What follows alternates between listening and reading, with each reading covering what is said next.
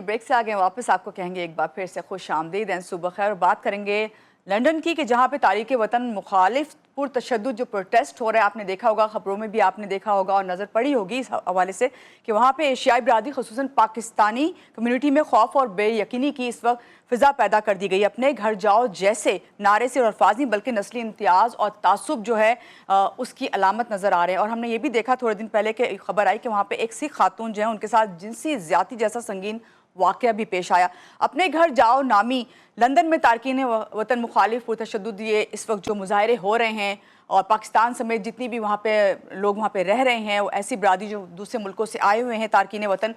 وہ اس وقت کیا محسوس کر رہے ہیں، کتنا ان کے لیے آگے چل کے مشکلات پیدا ہونے والی ہیں، اس سب پہ آج ہم بات کریں گے. ہمارے ساتھ جو گیسٹ موجود ہیں پہلے ان سے تعارف کرواؤں. وہ وہاں پہ رہ رہے ہیں اور کب سے رہ رہے ہیں، جہلم سے ان کا تعلق ہے. عادل اقبال ملک صاحب ایڈوکیٹ ہیں، ان سے جانتے ہیں کہ اس وقت یہ مظاہرے وہاں پہ کیوں ہو رہے ہیں اور کب تک جو ہے آپ ان کو لگتا ہے کہ یہ مظاہرے ختم کر دیے جائیں گے اور بات چیت جو ہے وہ کافی اچھی اور بہتر ہو جائے گی. ملتے ہیں ان سے. السلام علیکم، کیسے ہیں عادل صاحب؟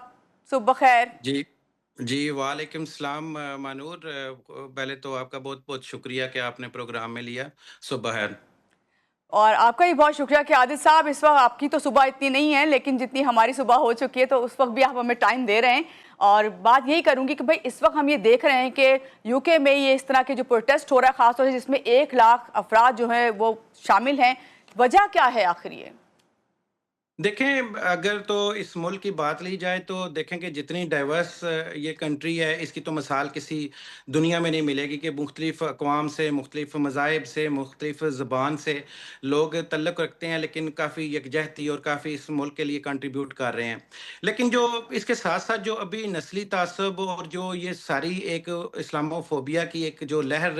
چل رہی ہے، اس کے پیچھے جو سب سے زیادہ ہے وہ آپ کو پتہ ہے کہ جب سے بریگزٹ ہوا ہے اس کے بعد سے یہ کافی زیادہ پرتشدد بھی ہوا ہے اور اس میں دن بدن بتدریج جو ہے اضافہ ہو رہا ہے. یہ ایک واقعہ ہوا تھا ساؤتھ پورٹ میں. وہاں جو ہے کچھ جو ہے لڑکیوں پر وار کیا گیا، چھوٹی کم سن لڑکیوں پر، ان میں سے 3 جو ہے وہ ہلاک ہو گئیں. تو وہ اس کے بعد سے، یہ 2024 کی بات ہے، جی جولائی، تو اس کے بعد سے یہ جو ہے اس میں بھی کیا ہوا کہ ایک اس طرح کی بات کی گئی جو فیک نیوز تھی، اس کے اوپر یہ سارا جو ہے، یہ ساری جو ابھی جو آپ یہ ایک لہر دیکھ رہے ہیں وہ شروع ہوئی کہ اس میں کہا گیا کہ ایک مسلمان ہے جو امیگرینٹ ہے اور کشتی کے ذریعے جو ہے وہ اس ملک میں داخل ہوا ہے، یہ اس کی کارستانی ہے. لیکن یہ بعد میں فیک نیوز ہوئی، لیکن اس کے پیچھے پھر اتنا بڑا جو ہے پھر مسلمان کی مساجد پہ حملے ہوئے اور پھر اس کے بعد سے یہ ابھی سلسلہ جاری ہے. لیکن جی اس کے ساتھ ساتھ یہ میں کہوں کہ اگر آپ یہ کہ گورنمنٹ نے کوئی سپورٹ نہیں کیا تو یہ ایسی بات نہیں ہے. اگر یہ جو 7 تاریخ کو جو بہت بڑا ایک حالیہ تاریخ میں تقریباً سب سے بڑا ایک اینٹی جو ان کا تھا جلوس وہ نکلا ہے، تو اس میں اگر دیکھا جائے تو جو پرائم منسٹر ہے اس نے کوبرا میٹنگ کال کی ہے اور اس نے ان کے خلاف سخت ایکشن لینے کی بات کی ہے اور اس بات کو کہا ہے کہ اس ملک میں رہنے والے لوگوں کی بہت بڑی کنٹریبیوشن ہے. بالکل آپ نے صحیح کہا کہ اس ملک میں رہنے والے، ظاہری بات ہے جس ملک سے بھی لوگ گئے وہاں پہ ان کی کنٹریبیوشن ہے، وہاں رہ رہے ہیں، وہاں پہ کاروبار کر رہے ہیں، وہاں پہ ان کے بزنس کے ساتھ ساتھ وہ ان کے وہاں پہ جابز کر رہے ہیں، یہ کنٹریبیوشن ہی ہے ان کی. لیکن یہاں پہ پھر بھی بات کروں گی کہ اس وقت جب یہ حالات آپ سب لوگ وہاں دیکھ رہے ہیں، خاص طور سے جو تارکین وطن ہیں، تو وہ ان کے اوپر کیا کوئی نفسیاتی اثر یا دباؤ محسوس کر رہے ہیں آپ لوگ؟ جی دیکھیں، انسرٹنٹی تو ہے، ٹھیک ہے، لیکن اس کے ساتھ ساتھ میں یہ بھی بات کر رہا ہوں نا کہ یہ چیزیں اس کے ساتھ جو گورنمنٹ ہے وہ بھی اس کو سپورٹ کر رہی ہے. لیکن جو پچھلے کچھ عرصے سے جو دنیا میں جو حالات چینج ہو رہے ہیں، جیسے غزہ کا ایشو ہے، اس میں مسلمان جو ہیں بہت زیادہ اس چیز کو فیل کرتے ہیں اور اس کے الیکشن پہ بھی اثرات آئے ہیں، گورنمنٹ پارٹی پولیٹیکل پارٹیز میں بھی اس کے اثرات آئے ہیں. تو یہ چیزیں جو ہیں مل ملا کے کافی جو ہے اس کو جو ہے اس کا اثر پڑ رہا ہے. جی لیکن جو اس کے ساتھ ساتھ جو گورنمنٹ کا جو ایلیمنٹ ہے وہ اس کو ختم کرنے کی کوشش کر رہا ہے، کیونکہ یہ ملک اس وجہ سے ہی ہے کیونکہ اس کے اندر بہت سے لوگ ایسے ہیں جنہوں نے اس ملک کی تاریخ میں بہت بڑا رول ادا کیا. میں جیسے آپ کو مثال دوں گا کہ آپ دیکھیں کہ شبانہ محمود ہے، ابھی وہ وزیر داخلہ بنی ہے، ان کا تعلق بھی جیلم سے ہے، تو وہ بھی آپ دیکھیں ایشین نژاد اور سب سے بڑی پوسٹ پہ ہیں. اسی طرح آپ اگر دیکھیں صادق خان ہے، تیسری جی دفعہ وہ بھی اس ملک کے میئر بن رہے ہیں. لیکن کیونکہ اس ملک، کیونکہ انگلش ہے اور دنیا میں بڑی تیزی سے حالات چینج ہو رہے ہیں، تو وہ اس وجہ سے اس کے اثرات بھی آ رہے ہیں۔ اب جو پچھلا جو سب سے بڑا پروٹیسٹ ہوا ہے، اس میں ایک جو اہم چیز ہے وہ آپ دیکھیں کہ دنیا کا سب سے جو امیر ترین پرسن ہے آن دا پلانٹ، ایلن مسک، اس نے بھی وہاں سے تقریر کی ہے اس اجتماع کے ساتھ۔ تو یہ اس کے پیچھے پوری ایک سازش نظر آتی ہے کہ ان چیزوں کو تعصب کا جو ایلیمنٹ کر کے تو ان لوگوں کو، مسلمانوں کو انڈر پریشر لایا جائے۔ جی پاکستانی کمیونٹی کی بات کروں گی، خاص طور سے جو اپنے گھر جاؤ والا نعرہ ہے، اس سے کہیں پاکستانی کمیونٹی یا اس پہ تو کوئی اثر انداز نہیں ہو رہا پاکستانیوں پہ خاص طور سے کوئی؟ دیکھیں امیگرنٹس جو ہے نا، وہ ہمیشہ ان کے لیے دیکھیں، جو میں نے آپ کو بتایا نا کہ ساتھ ساتھ چیزوں کو دیکھنا چاہیے کہ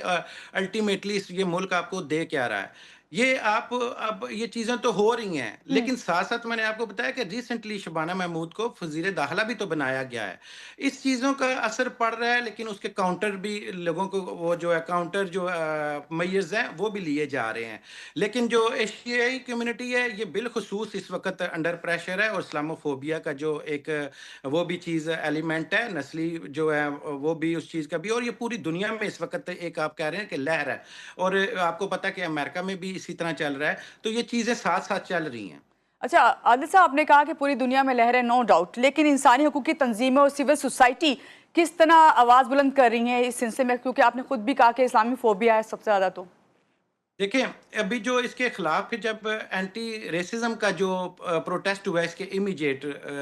اس پروٹیسٹ کے بعد، تو اس میں بڑے کم لوگوں کی تعداد تھی، لیکن اس کا مطلب یہ نہیں ہے کہ وہ لوگوں کی تعداد کم ہے تو لوگوں میں اویئرنیس کم ہے۔ لوگ رہنا چاہتے ہیں۔ اس سے پہلے بھی جب ساؤتھ پورٹ کا واقعہ ہوا تھا تو یہاں لندن میں ایک والتھمسٹو